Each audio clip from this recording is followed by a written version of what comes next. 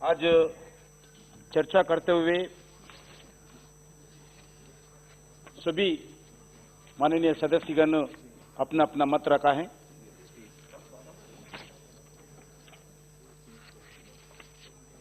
Congress party से माननीय मनीष तिवारी जी, जसबीर गिल जी, BSP से दानिश अली जी नहीं है अभी, एसपी से जनाब एसटी हसन साहब, नेशनल कॉन्फ्रेंस से जनाब मसूद साहब,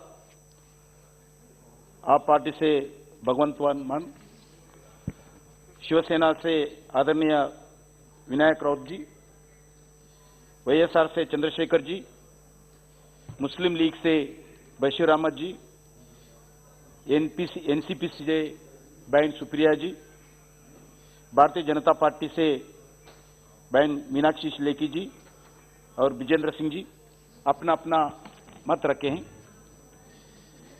आदरणीय सभाध्यक्ष जी, मैं फंडामेंटली आपसे एक क्लैरिटी देना चाहता हूं। दिल्ली यूनियन टेरिटरी है, ये समझना चाहिए सब लोग। ये लोग दूसरा स्टेट से कंपेयर कर रहे, ये गलत है।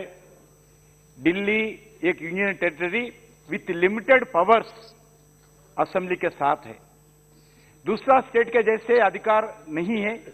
इस संसद को है, अगर यूटी है तो इस संसद को भी कॉन्स्टिट्यूशन के आधार पर यूटी के ऊपर अधिकार रहते हैं। इसीलिए सभी लोग बड़े बड़े शब्द यूज करके प्रजातंत्र का हत्या हो रहे, डिक्टेटरशिप हो रहे, ये बड़ा बड़ा राजनीतिक मैं बात में नहीं जाऊंगा, सिर्फ टेक्निकल, क्योंकि 1991 में यूटी बनाया गया कांग्रेस का सरकार में। जब बनाते समय आर्टिकल 239 ए और आर्टिकल 239 ए बी को कॉन्स्टिट्यूशन में जोड़ा गया, ये दो आर्टिकल। इस समय तत्कालीन गृह मंत्री आदरणीय एसबी चौहान साहब संसद में इसी बिल के संदर्भ में इसी संसद में वक्तव्य देते हुए गए कि विचारों को मैं कोट करना चाहूंगा आपका निमित्त से। वो बालकृष्णन कमेटी दिल्ली के एक यूटी के साथ साथ एक असेंबली बनाने के लिए कैसा रहना चाहिए, एक बालकृष्णन कमेटी का गठन किया जब कांग्रेस सरकार। वो बालकृष्ण कमेटी रिपोर्ट दिया है, उसका आधार पर दिल्ली को असेंबली दिया गया, मगर जनरल असेंबली नहीं है, यूनियन टेरिटरी के असेंबली दिया गया। जब वो कमेटी का गठन के बाद आदरणीय गृह मंत्री, तत्कालीन गृह मंत्री एसबी चौहान जी जो स्टेटमेंट दिया है, मैं वो कोर्ट से बताना चाहता हूं। चौहान साहब ने कहा कि court, any arrangements that involves a constitutional division of function and responsibilities between the union and Delhi administration will be against national interest and should be ruled out, and therefore Delhi should continue to be a UT with the legislative assembly with appropriate powers. The subject of public order, police and land should be retained with the central government as they are matters of vital importance for which responsibility cannot be divided. माननीय अध्यक्ष महोदय, 1991 में तत्कालीन गृह मंत्री SB Chauhan जी के विचारों से यह पूर्ण रूप से स्पष्ट होता है कि उस समय काफी विचार विमर्श करके अलग अलग तर्कों को प्रस्तुत होने के बाद राष्ट्र हित में और दिल्ली के सुचारू प्रशासन के हित में दिल्ली को UT with legislative assembly with limited legislative powers, हम नहीं दिया, कांग्रेस पार्टी ने दिया है, कांग्रेस पार्टी का सरकार ने दिया है, बनाने का निर्णय किया है। मगर क्या हुआ, 91 के बाद अभी तक ठीक तरह से चलता था, मगर कुछ दिन पहले से, कुछ सालों से इस विषय पर कुछ लोग हाईकोर्ट गए, हम नहीं गए, भारत सरकार नहीं गए। जब कांग्रेस पार्टी सरकारी था जब से ही हाईकोर्ट में कुछ फैसला गए, सुप्रीम कोर्ट में गए, क्योंकि कुछ एम्बिग्युइटी है, क्लैरिटी नहीं है, कुछ एक्ट्स के ऊपर क्लैरिटी नहीं है, अधिकारों के ऊपर क्लैरिटी नहीं है, इसीलिए हाईकोर्ट गए। हाईकोर्ट भी बार बार स्टेटमेंट दिया, उनका फैसला सुना है। इसलिए मैं आपको बताना चाहता हूं अध्यक्ष जी, ये संविधान के आर्टिकल 239A तहत महामहिम राष्ट्रपति महोदय दिल्ली एडमिनिस्ट्रेटर को लेफ्टिनेंट गवर्नर तौर पर नियुक्त करते हैं। ये दिल्ली एडमिनिस्ट्रेटर को राष्ट्रपति नियुक्त करते हैं, ये जनरल गवर्नर नहीं है, ये एडमिनिस्ट्रेटर है। इसलिए एडमिनिस्ट्रेटर को डेली एक्टिविटी में एडमिनिस्ट्रेशन के संदर्भ में उनको अधिकार रहते हैं। हम नहीं दिया, वो कांग्रेस पार्टी सरकार ने दिया है, यह समझना चाहिए। अध्यक्ष जी, संविधान के आर्टिकल इस प्रोविजन को सप्लीमेंट करने के लिए संसद के द्वारा GNCTD एक्ट 1921 लाए गए। इस एक्ट में दिल्ली की विधानसभा के कामकाज और लेफ्टिनेंट गवर्नर के मंत्रिपरिषद के कामकाज बारे में पूरा डिटेल बताया गया। हम नहीं बताया, पहले ही 1991 में ही बताए गए। उसमें कुछ क्लैरिटी देने के लिए प्रयास करें, मगर कोई किसका अधिकार, कोई प्रजातंत्र का हत्या, इसमें कोई कुछ भी पार्लियामेंट के द्वारा, आज इस अमेंडमेंट के द्वारा कुछ भी नहीं हो रहा है। गलत प्रचार नहीं करना चाहिए, ये गलत है। बार बार मोदी सरकार के ऊपर विपक्ष के नेता ये बताते हैं डिक्टेटर, प्रजातंत्र का हत्या, एक आदत बन गया। ये गलत है, ये आदत नहीं रहना चाहिए। अध्यक्ष जी, GNCTD एक्ट 1991 सेक्शन 44 के दिए गए अधिकारों के तहत भारत राष्ट्रपति जी ने रूल्स 1993 और transaction vision of GNCTD rules में इश्यू किए, जिसके तहत बताया गया कि यदि लेफ्टिनेंट गवर्नर का मंत्रिपरिषद या किसी एक मंत्री का या किसी कोई अलग रहे तो क्या प्रक्रिया अपनाया जाने। अगर स्टेट गवर्नमेंट के मिनिस्ट्री जो दिल्ली में, अगर लेफ्टिनेंट गवर्नर हो, एडमिनिस्ट्रेटर हो, उसमें कोई अगर मतभेद है, उसमें भी क्लैरिटी है। पूरा अधिकार एडमिनिस्ट्रेटर को इस एक्ट में नहीं दिया है। 1991 का बता रहा हम, कोई अधिकार नया छीन रहे नहीं, नया नहीं दे रहे किसको भी। स्टेट गवर्नमेंट से कोई अधिकार नहीं छीन रहे, कोई अधिकार, नया अधिकार एडमिनिस्ट्रेटर को और लेफ्टिनेंट गवर्नर को इस अमेंडमेंट के द्वारा नहीं दे रहे, मगर उसमें क्लैरिटी है। अगर कोई मतभेद है, मिनिस्ट्री और लेफ्टिनेंट गवर्नर को अगर मतभेद है, वो सीधा सीधा गवर्नर साहब ने राष्ट्रपति को भेज सकते हैं। इसमें उनका कोई अधिकार नहीं है, सिर्फ राष्ट्रपति को भेज सकते हैं। मगर कोई इमरजेंसी है, इमरजेंसी के अंदर राष्ट्रपति से उसका क्लैरिटी आने के लिए, सम्मति आने के लिए अगर देर हो सकते हैं, उस समय कुछ निर्णय ले सकते हैं, मगर जो भी है उनको राष्ट्रपति को भेज सकते हैं। उसमें क्लैरिटी 1991 में एक्ट है, ये नया नहीं है। अध्यक्ष जी, क्यों लगाया? अगर मंत्रिमंडल को और लेफ्टिनेंट गवर्नर को अगर कोई अधिकार नहीं है मंत्रिमंडल के ऊपर, ये क्लास कौन लगाया? हम नहीं लगाया। ये क्लास क्या लगाया? मंत्रिमंडल कोई निर्णय लिया, वो निर्णय के ऊपर अगर एडमिनिस्ट्रेटर और लेफ्टिनेंट गवर्नर को अगर मतभेद है, वो मतभेद को क्लैरिटी लेने के लिए, फाइनल निर्णय लेने के लिए राष्ट्रपति को भेजना चाहिए। ये निर्णय, ये आर्टिकल अंदर हम नहीं लगाया, ये पहले से है। वो क्लैरिटी, एम्बिग्युइटी जो सुप्रीम कोर्ट में बताया, उसके विषय में मैं आ रहा हूं। और जब तक राष्ट्रपति जी निर्णय नहीं आते हैं, यदि लेफ्टिनेंट गवर्नर को लगता है कि विषय एक अर्जेंट नेचर है कि और उस पर उन्हें तुरंत कार्रवाई करने की आवश्यकता है, तो अपनी समझ के अनुसार जो जरूर निर्देश है वो आदेश तुरंत जारी कर सकते हैं। ये दिल्ली जो असेंबली है, जो जनता के विकास के विषय पर, डे टू डे एक्टिविटी के विषय पर, दिल्ली के जनता को इंफ्रास्ट्रक्चर के विषय पर, सोशल वेलफेयर एक्टिविटीज के विषय पर ज्यादा जिम्मेदारी रहते हैं। इसलिए उसमें कोई भारत सरकार को इस अमेंडमेंट के द्वारा एक अधिकार भी हम छीन रहे नहीं। ये आपके द्वारा, मैं संसद द्वारा दिल्ली जनता को, भारत के जनता को मैं स्पष्ट करना चाहते हैं।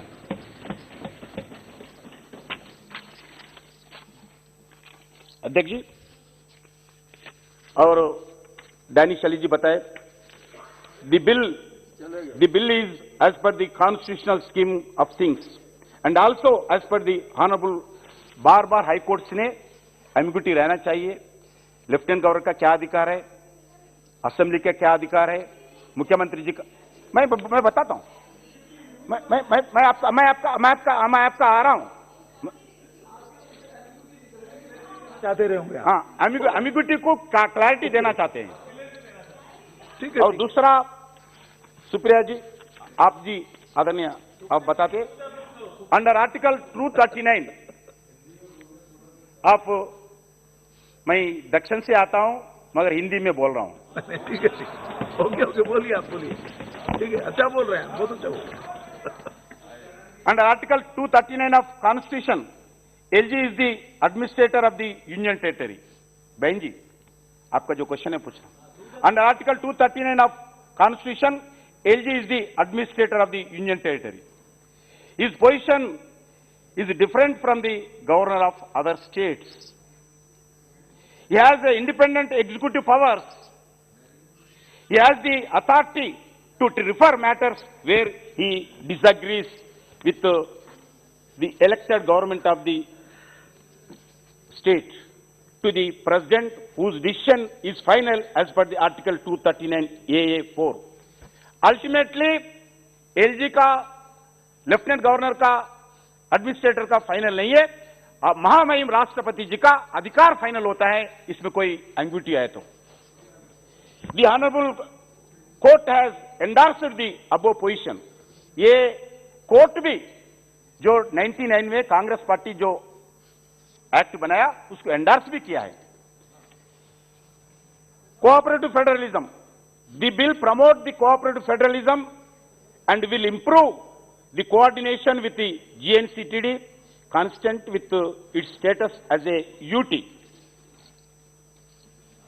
और अधिकार छीने गए, कुछ लोग बोले कोई अधिकार हम छीने नहीं, अधिकार में क्लैरिटी देना चाहते हैं। और दूसरा, the proposed amendment does not amend constitution. हम कॉन्स्टिट्यूशन में कोई अमेंड नहीं कर रहे, ये क्लैरिटी रहना चाहिए। कॉन्स्टिट्यूशन में कोई अमेंड नहीं कर रहे। It is totally in tune with the court judgments. It is totally in tune with court judgments. अध्यक्ष जी, और मैं बताना चाहता हूं सुप्रीम कोर्ट का बारे में। State NCT Delhi versus Union of India 2020 12 SCC 259, where Lieutenant Governor differs with his ministers.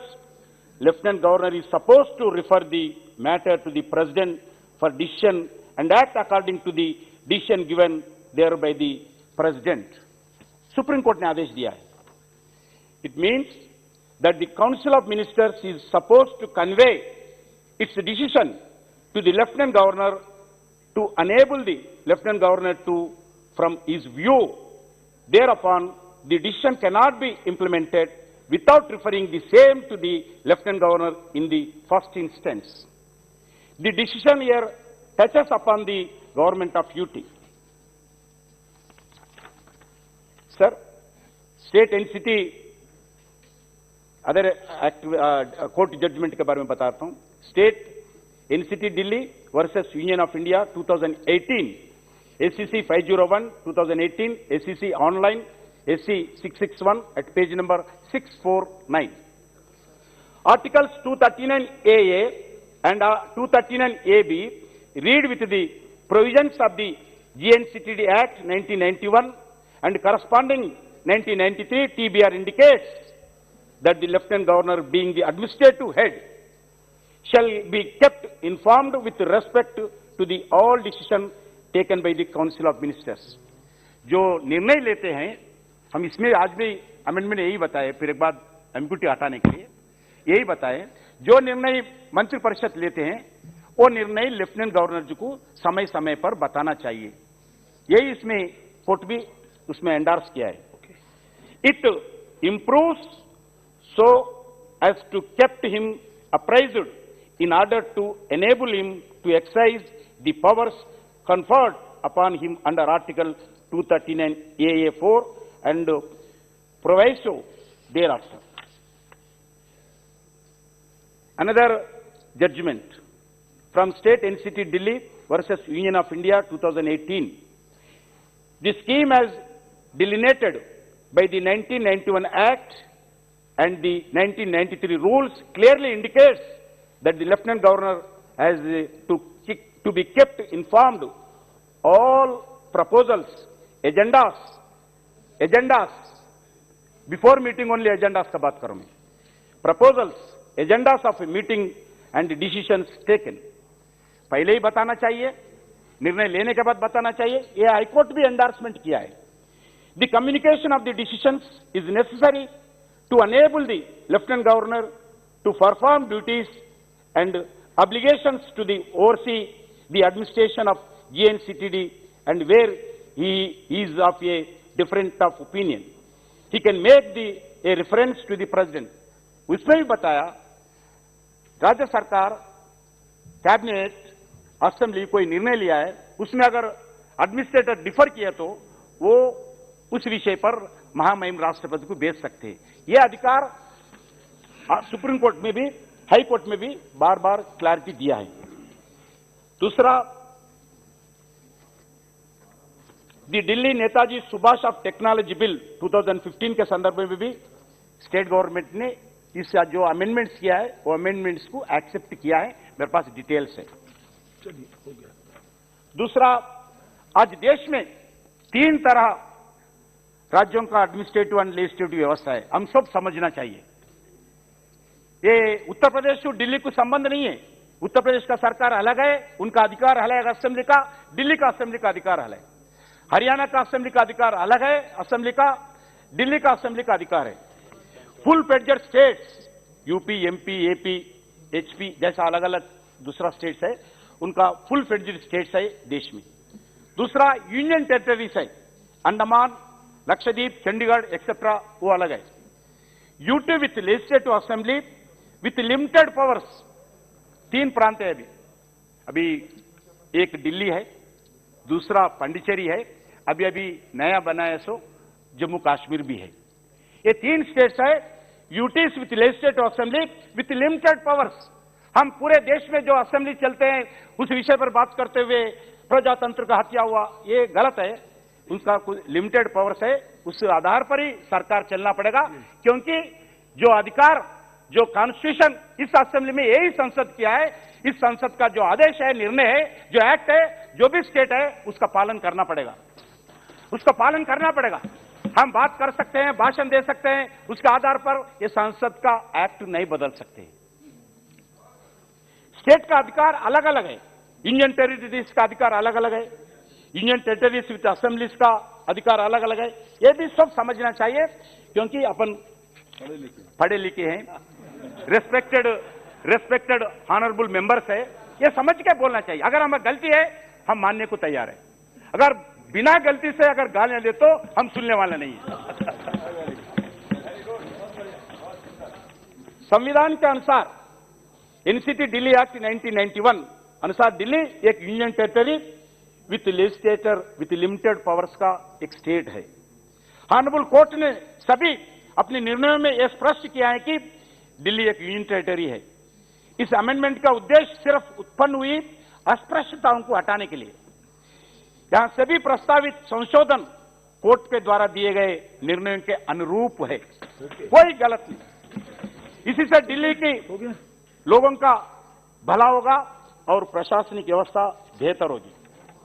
The proposed amendment in Act shall create a sound governance mechanism in the NCT of Delhi, which will be improve equity and inclusiveness.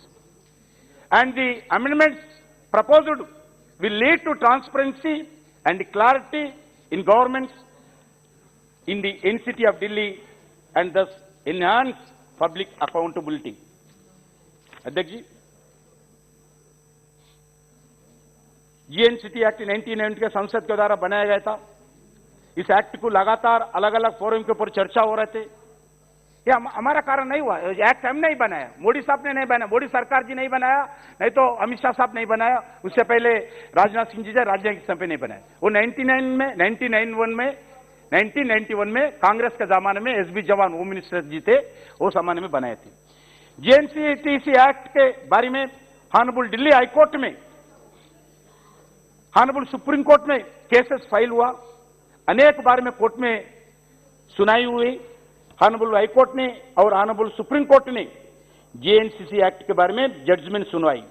Parliament ने act बनाने के बाद बार बार, parliament act बनाने के बाद बार बार इस act के बारे में अलग अलग फोरम में अलग अलग तरह चर्चा हो रहा था, कोर्ट जजमेंट सुनाती थी, मगर पार्लियामेंट स्पेक्टेटर जैसा नहीं रहेगा, क्योंकि एक्ट बनाए इस पार्लियामेंट का जिम्मेदारी बनता है इस एक्ट के बारे में सुप्रीम कोर्ट में, इस एक्ट के बारे में हाई कोर्ट में, इस एक्ट के बारे में धरना होते हैं, इस एक्ट के बारे में राजभवन में धरना होते हैं 10 दिन, इस एक्ट के बारे में बार बार अलग अलग फोरम पे स्टेटमेंट होते हैं, मगर पार्लियामेंट हम एक्ट बनाया, आप लड़ लो, हम छोड़ नहीं सकते। इसलिए क्लैरिटी देना पड़ेगा हमारे को, जिम्मेदारी है हमारे को, रेस्पॉन्सिबिलिटी है इस पार्लियामेंट को। हम जो एक्ट बनाया, जो एम्बिग्यूटी था, उसको निकालना चाहिए, क्लैरिटी देना चाहिए। इसके लिए आज लाए गए। अध्यक्ष जी, अमेंडमेंट का प्रमुख लक्ष्य है एनसीटी दिल्ली एक्ट 1991 के द्वारा जो एम्बिग्यूटीज है, इंटरप्रिटेशन है, दिक्कत आ रही है, उसको दूर करना, ड्यूटी और रेस्पॉन्सिबिलिटीज पर मोर क्लैरिटी देना, कन्फ्लिक्टिंग एंड अंडरस्टैंडिंग पर समाधान लाना, मिसअंडरस्टैंडिंग से दूर करना, मोर क्लैरिटी के साथ एडमिनिस्ट्रेशन एंड रजिस्ट्रेशन अपना अपना जिम्मेदारी निभाना, कंफ्यूजन से क्लैरिफिकेशन लाना, ये मोदी सरकार का काम है। केजरीवाल के कंफ्यूजन दूर करना। अध्यक्ष जी, इसीलिए इसमें कोई राजनीतिक दृष्टिकोण से कुछ भी नहीं है, सिर्फ टेक्निकल ग्राउंड्स पे हम आज इस अमेंडमेंट से लाए। इसके लिए मैं सभी आपके द्वारा सभी माननीय सदस्यों से अनुरोध करता हूं, इसमें फिर एक बार बताऊं, कोई राजनीतिक दृष्टिकोण से नहीं लाए। बहुत सालों से इस विषय पर सुप्रीम कोर्ट में, हाई कोर्ट में चर्चा हो रहे, इसलिए सुनवाई चाहिए। इसलिए मैं आप लोगों से अनुरोध करना चाहता हूं, यूनानिमसली इस अमेंडमेंट्स को पास करने के लिए मैं अनुरोध करता हूं। धन्यवाद।